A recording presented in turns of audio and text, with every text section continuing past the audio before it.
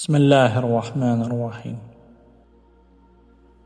Əgər bəşəriyyətə peyğəmbər göndərilməsəydi, insanlar doğru ilə yanlışı necə ayıracaqdılar?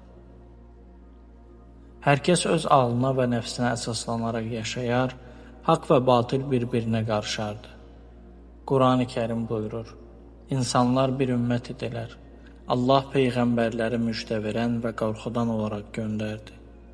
Peyğəmbərlər olmasaydı, insan fitrəti zamanla dəyişər, ilahi təlimlər unudular, əxlaqi dəyərlər süqut edərdi.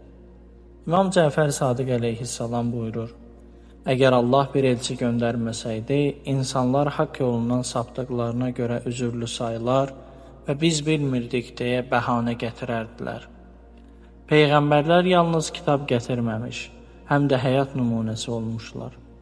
Onlar Allahın mərhəmətini və hikmətini insanlara çatdıran canlı dərsliklərdir. İmam Əli əleyhissalam buyurur, Allah peyğəmbərləri seçdi ki, insanlara əhdini çatdırsın, fitrətlərini oyatsın, gizli nemətləri aşkar etsin.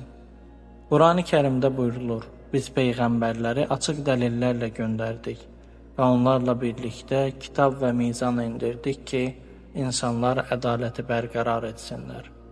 Əgər bu ilahi rəhbərlik olmasaydı, bəşəriyyət mənəvi qaranlığa qərq olar, haqqı tanımaq mümkün olmazdı.